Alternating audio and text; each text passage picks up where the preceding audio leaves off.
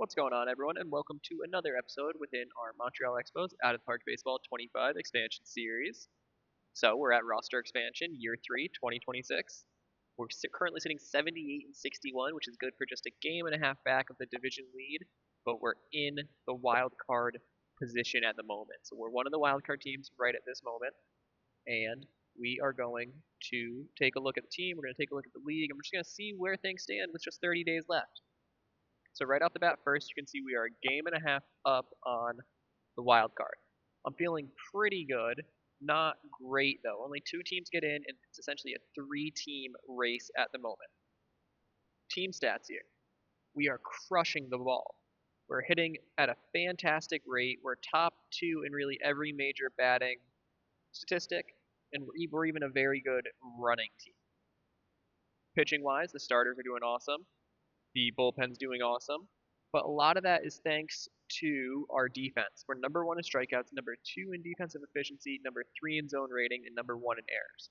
So our defense is really doing a lot to help us.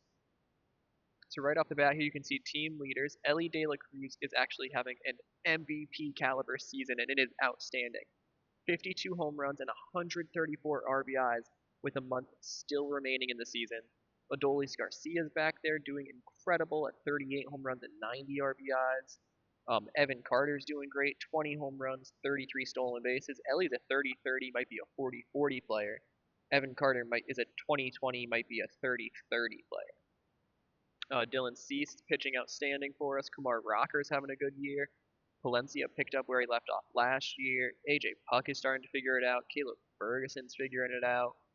Ryan Pepiot is doing honestly pretty terrible for us. He's getting strikeouts, but he also has a terrible ERA, and he's our only pitcher that is actually below 500, and with him, it's really not even that close.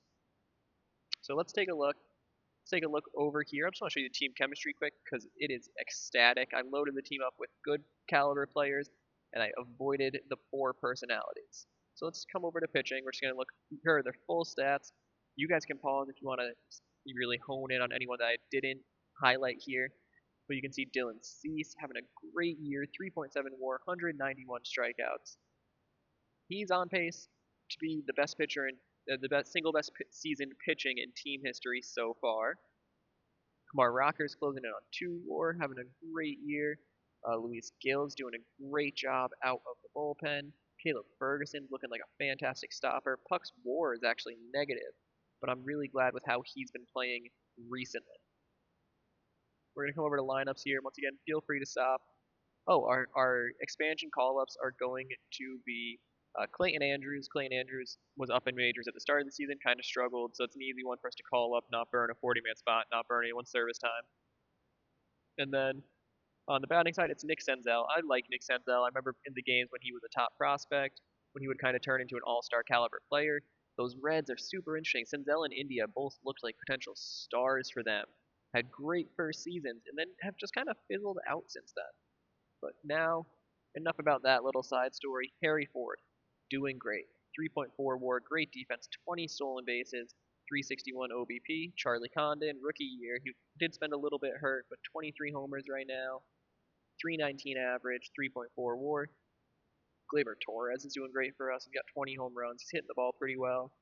Blaze Alexander has actually been struggling as of late. You can see he's cold right there, but he overall was playing really well for us. O'Ray is struggling, but he's a platoon role, so we're fine with that. Here's Elly. 52 homers, 24 doubles, 336 OBP, 282 average. He's got 30 stolen bases, 8.6 WAR, 162 OPS plus. I'm calling it right now. He's going to win the MVP, and we're going to have our first ever MVP winner for the Montreal Expos, or at least for the new era Montreal Expos. Chris Bryant's playing well, almost hit 300, 2.8 WAR. Love to see him having this little resurgence on the back end of his career. Kyle Lewis, he's here for morale. He's a leader. We're going to keep him till he retires. He's just going to take up a spot for us. Bellinger started off really poor for us, but turned it on in the month of August. Still a negative player WAR-wise, but overall, I'm proud of how he's turned it around. Evan Carter's been fantastic. 21 homers, 56 RBIs, 88 runs, though. He's gotten in that leadoff spot. Love what he's done for us. Bretton Doyle struggled a little bit. He's really held down that fourth outfielder role. Bellinger's been more of a DH for us. Doyle, I love his defense. I love what he brings. Let's see, arbitration eligible, so I mean we'll probably keep him around at least to start for next year, but we'll see what happens with him. Jaron Duran just got called up in to fill in for an injured Corey Seager, who you don't see here. Corey Seager is down with an injury, but should be back pretty soon. Duran is who we brought up just to fill in, but he's not really playing. And then Adolis is cold right now, but he's been playing great. He's going to top 40 home runs on the season, probably going to top 4 WAR, probably going to be a 2020 club member. So let's come over here. You can see Flaherty's hurt. He got hurt really early in the season, however. And you can see Corey Seager's hurt back in 4 weeks.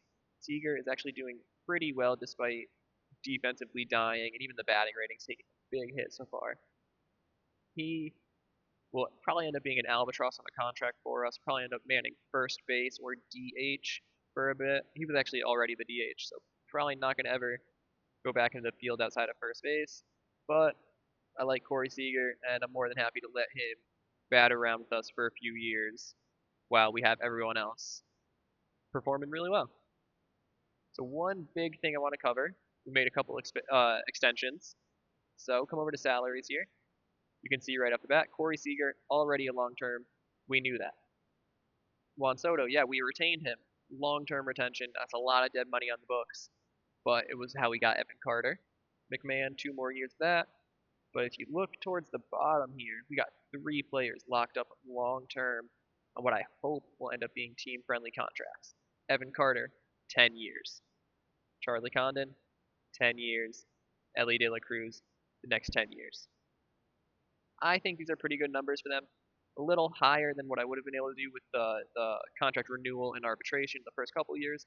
I think everyone being below 30 million on the back end is going to be a huge steal. We actually have a lot of team control left on the team, but these arbitration numbers might end up getting a little extreme, so we might need to look to move a few of these guys, or perhaps just don't execute their arbitration. Let's go over here. We're just going to take a look at the pennant chase super quick. Let's see standings, regular season. This is easier to comprehend.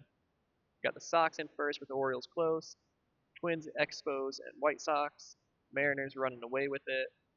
Rangers, Rays, and Astros all right there. AL wildcard looks as such. We're a game and a half up.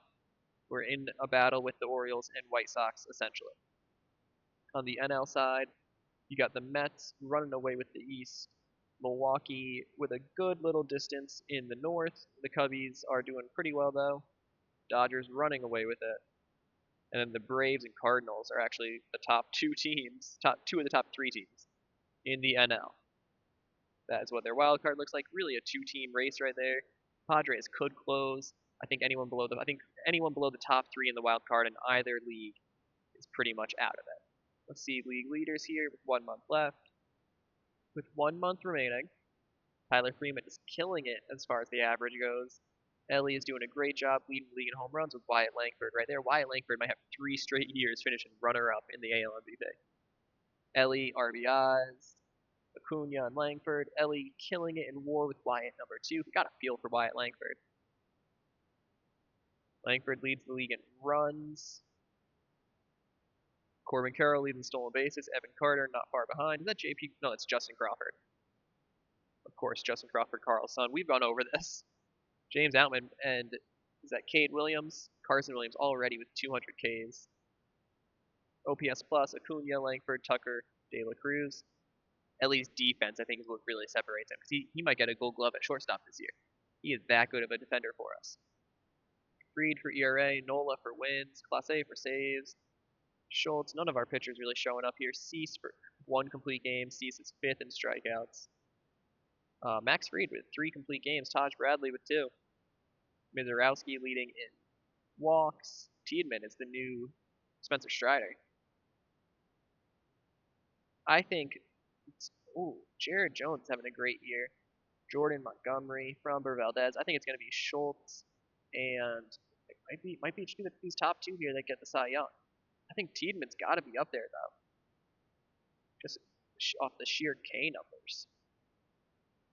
Pepiot, unfortunately, has allowed the most home runs in the MLB this year. Oh, Caleb Ferguson leads the league in holds. Good for the stopper role. So when we check in next time, guys, hopefully it'll be end of the season. It'll be looking at the playoff bracket, and hopefully we will be gearing up for a playoff episode. Hope you guys enjoyed. I'll see you guys next time.